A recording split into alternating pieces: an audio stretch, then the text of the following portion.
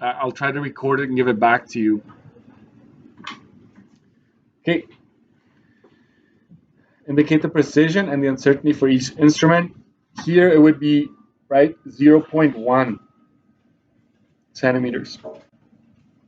And so this is 0.05 centimeters. I give you 1 mark for A, right? Next, 2 decimals, right? So you got to make sure your precision also has 2 decimals. When you're reading off of a number, it's always going to be something with a 1 on it, okay? You don't write the 5. Some students will 0.05. That's not the smallest increment this thing is capable of, right? So uncertainty would be 0.005. So 1 for that, half and half. Here you've got 3 decimals, so kgs, right? And half of that, that's a mark as well. And now we have some pictures. Oh boy, I need glasses here. Hold on. So I don't know how you did this, but I would go, like, you can call this a low and a high here if you wanted to, and you subtract them, and you divide it by 1, 2, 3, 4, 5 gaps. There are 5 gaps there. So this is 90, this is 100, right? So you can go 100 minus 90 divided by 5. That's 10 divided by 5. So it's 2 psi. Okay? These are the units right there. So 2 psi. I will give you a full mark for that one. Okay, so we'll change it up a little bit. And then we'll do half a mark for the uncertainty. So half of that is just 1 psi. Okay, next, this one, we'll do 1 mark for the precision and half a mark for the uncertainty. Because uncertainty is fairly simple once you get your precision. What's the precision here? I think it's 10, right? Because if you went by 10, this would be 30, 40, 50, 60. Precision is 10 milliliters. Half of that would be 5 ml. So 1.5 marks for that. So that makes this a question out of 6, not 5. So you can cross off the little 5 that's at the top of this page. Just go 6, right? Okay, next. Give the following measurements with their uncertainty. So I want you to state each one of them like this. What I do is I find out the precision, which is 0.1. I figure out my uncertainty, which is 0.05, right? Half of it.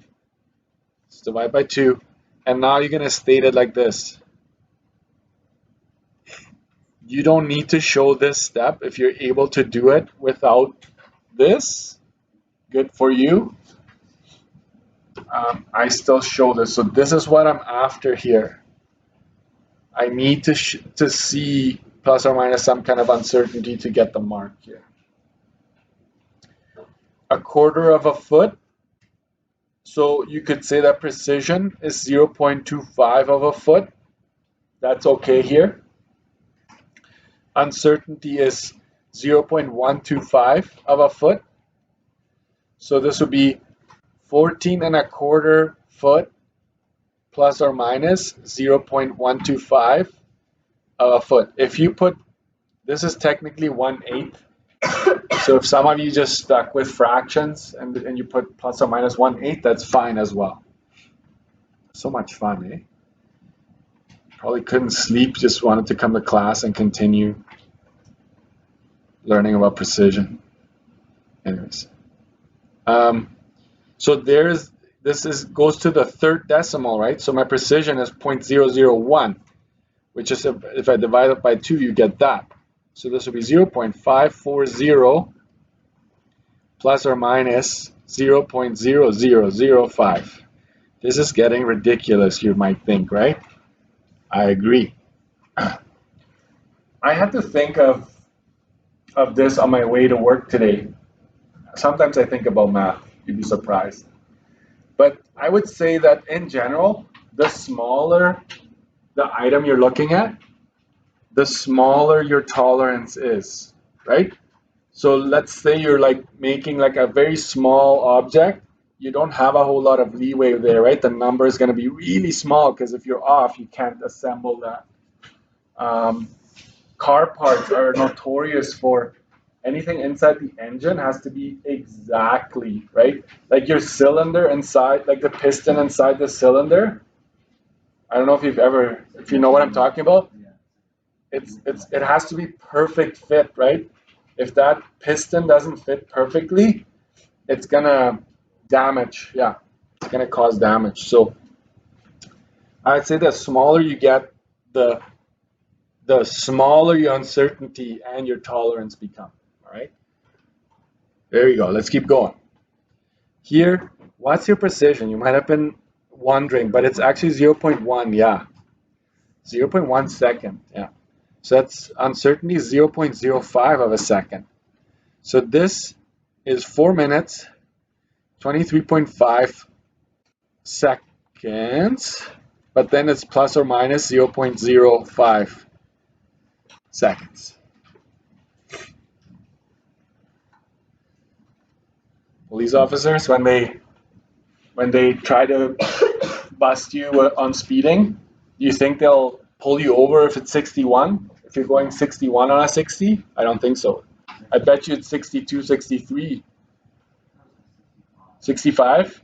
I wouldn't risk it. I stay like 60 or lower because I just don't have the money to pay the ticket. You know what's more annoying is going and fighting it. To be honest, that's almost as annoying as paying it. You might disagree, but this one, 2 decimals, right? So it's the second decimal there. Even though there's a zero, that's how precise this thing is.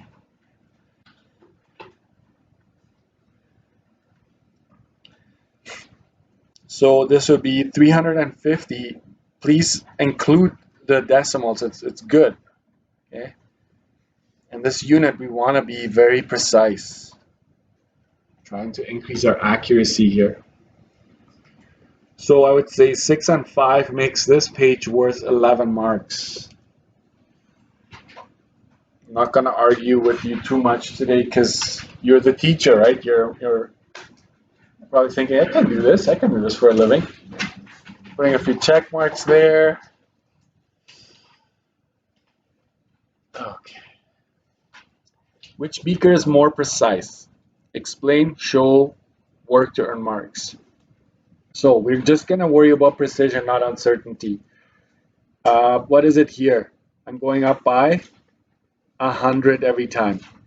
You go high minus low, that's 200. Divided by 2, that's 100. So there we go. This one goes up by, ooh, it's hard to see, but it is 20. Okay, the precision here is 20 mLs. The precision for this one, from marking to marking, remember that. From marking to marking, it's 50. Okay. I will say this on top. Check between markings. Okay. So which one is more precise? It's this fella right here. Okay. Beaker B, since it has the smallest precision. I don't need this statement. Oh yeah, it did say explain. It has the smallest precision, and then just circle it if you want to make sure. And there you have it. 2 marks. So I would say 1 mark for all the precision work there, and then 1 mark for your final statement.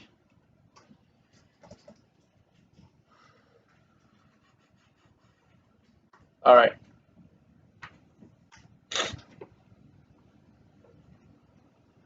Now that I'm thinking, I should have let you teach precision instead of. Anyways, A welder is welding three pieces together to strengthen the bottom of a trailer. He buys all three pieces online and knows that they measure as follows. Determine the precision and the uncertainty for each piece. So let's go and do this. The precision here is 0.1. The uncertainty is, when is this stopping, right? You think like it's never going to stop, right? We're done being precise, right? So it's 0.01 of a foot, and uncertainty is 0.005 of a foot. And then that last piece, 4 foot, the precision is 1 foot. The uncertainty is 0.5 of a foot. 3 marks there, 1 for each. Calculate the combined length of the pieces, including the uncertainty, right? So combined, you want to add everything up. So I'm going to go 3.2 plus 2.75 plus 4. I'll come up with that. But every single one of these has an uncertainty attached to it, right? So I'm just going to write them down.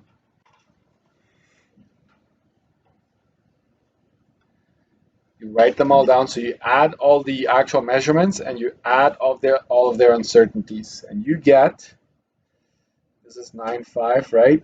3 and 2 is 5. That's 9.95 feet, plus or minus. Is it 0.555, right? So this, I give you 1 mark for each number here. Okay, that's why it's worth 2 marks.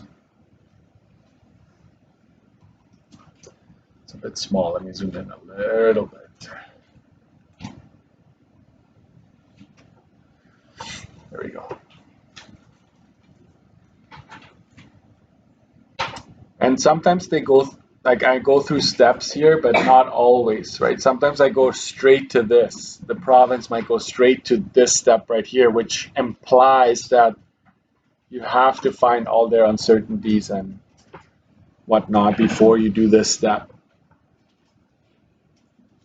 Calculate the combined maximum and minimum lengths of these pieces. So this allows you to get, right, you branch off into max and min. There's a potential for it to be longer than 9.95 and shorter, right, when you combine all those pieces.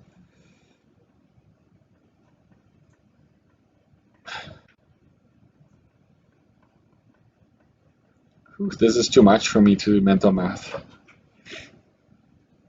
What's this? Any brave volunteer for this one? It's going to be 10 something, right? 10.505, like that? Okay, thank you.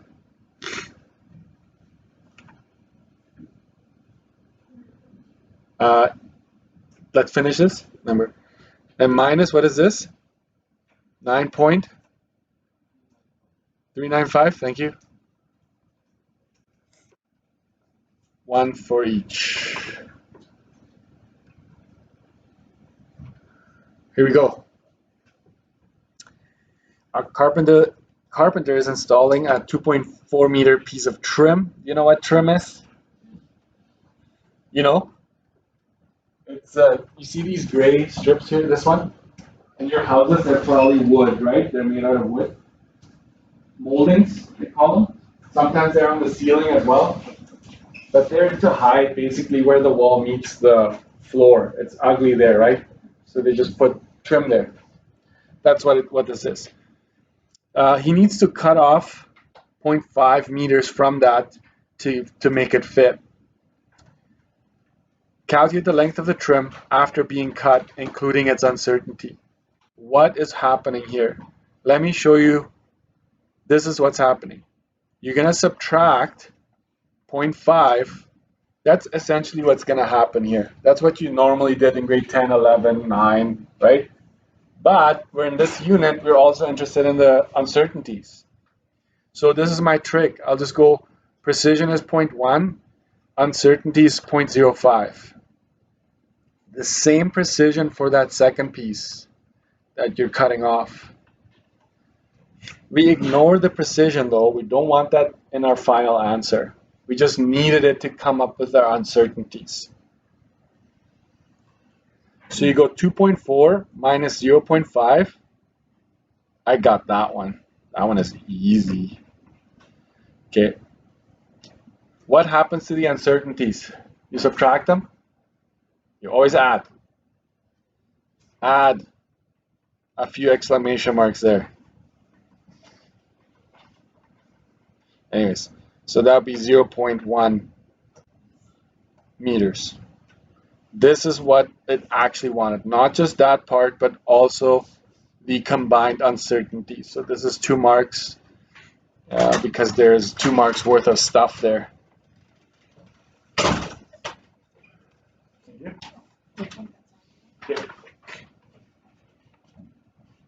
Last one. If you measure 50 pieces of wood, and this is what you measure, it already has its uncertainty. What would be the combined uncertainty? They just want the combined uncertainty. Circle that or highlight that. So combined uncertainty, in this case, I would just say take the 50 and multiply it by what the uncertainty is for just one piece. Okay, just multiply that. Because you're going to have to add 50 times, right? If you were to combine them. So that is 0.5, right?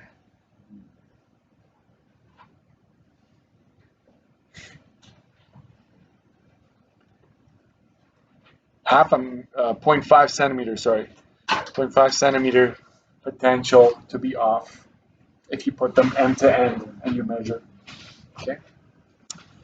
So this page, we're at 1, 2, 3, 4, 5, 6, 7, 10, and 2, this is 12. The back side has 12 marks worth of stuff.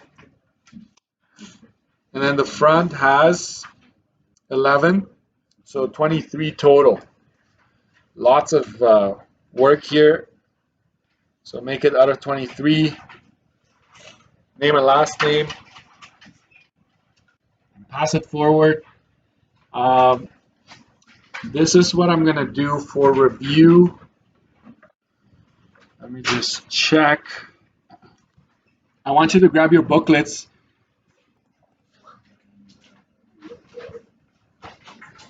I'm not going to take too long on this, but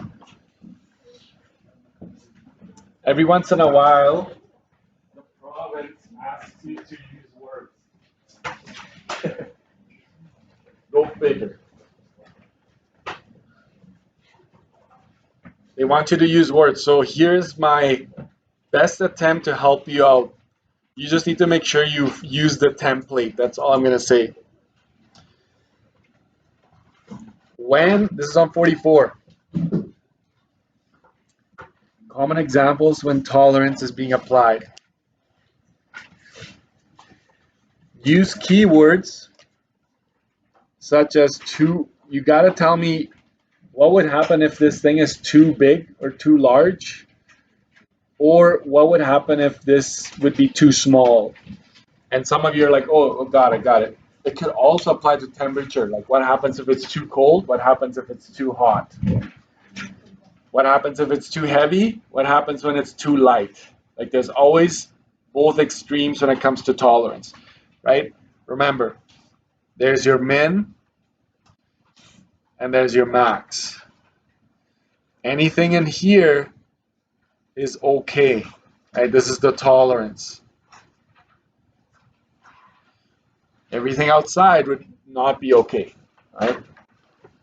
Describe a tolerance would be applied in the following scenarios. This is on page 44. So let's say they're talking about medication, okay? Okay, too low, right? Or too small would make it ineffective.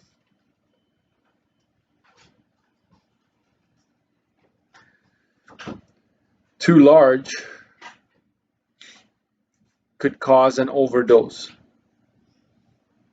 which is not good, right?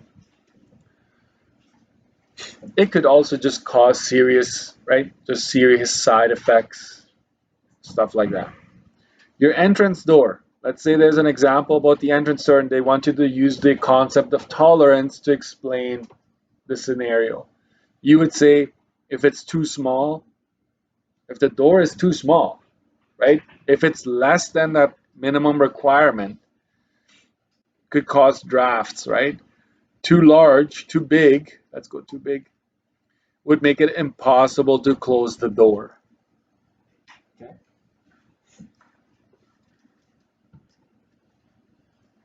T-shirt. If it's too loose, this is your min. If it's less than your min, it'd be, oh, sorry, too loose would mean max, right? Too loose, if a shirt is too loose, this is your max. Would make it uncomfortable. Too tight, that's your min. Would make the shirt just wouldn't fit right. Okay. I have a lot of shirts like that because as I age, my body changes. Anyways, it's the shirt's fault still. A battery, right? If the so now you have to like write, no more filling in. What would you say here when it comes to a battery? If the voltage is too low, it will not, right? It will not supply enough power.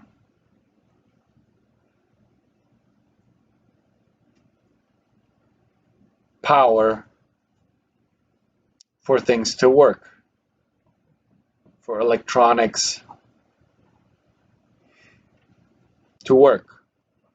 If it is a car scenario, if the voltage is too low, your car won't start, right? Like, so it's very specific to that scenario. I'm just giving you a little bit of help with this. And if it's too high, if the voltage is too high, what happens to the electronic component? You fry it. I've done that. I've done that many times. Too many times, to be honest. The first time that happened to me, first time I went back to Paraguay, everything here is 110. So I went to Paraguay and I just plugged it in. I wasn't thinking. It just like a little cloud of smoke just came out of that. I don't know if it was a shaver or something. So the voltage is way higher down south, right? So every equipment has a certain allowance for that. A fridge, what would you say with a fridge? If the temperature is too low in the fridge, what happens to your stuff? It freezes, it spoils, like vegetables, so it would spoil. If it's too warm, it would technically spoil too, right? Your milk, your meat, all that would spoil, right? So I'll just leave that for you to do if you want to write it. Speed limit on a highway. I don't know exactly what to do with that one. I was just thinking. If you go too fast, you're going to get pulled over, right? If you go too slow, there's actually a too slow as well. It can pull you over for going too slow. Did you know that on a highway? So if you have one of those e-bikes, some people are taking the highways on those scooters. Apparently they can pull you over because you're too slow. Like you can't go faster than 50 or 60 on those things, right? So anyways, it's the either one, right? You don't have to do both, but talk about either one. What happens when one of the limits is passed, right? So I will ask you at least one question like that. Trust me. Okay, so what are you going to do today? What is it that I want you to do? I will say this. Spend some time on tolerance. Grab some examples and just do a few, rewrite them. Okay? Then I would say spend a little bit of time on combined uncertainty. Sorry, I can give you the page numbers. 37 is tolerance. 25 is combined uncertainty. So let me write it down at the top, at the front of your booklet, so you're not like scrambling, like what is he talking about? I would say to review, right? Tolerance is on page 37.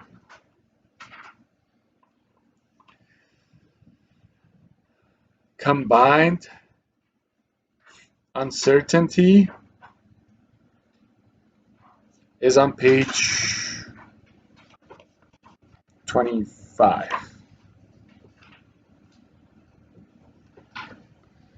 These are, I wouldn't say the main, but definitely. And then just precision and uncertainty. That would be beginning, right at the beginning. So pages 1 to 20 something, 1 to 24. We just kept on finding the precision and the uncertainty of everything. Questions about this? Bathroom, okay, then I'll stop this here. Go ahead.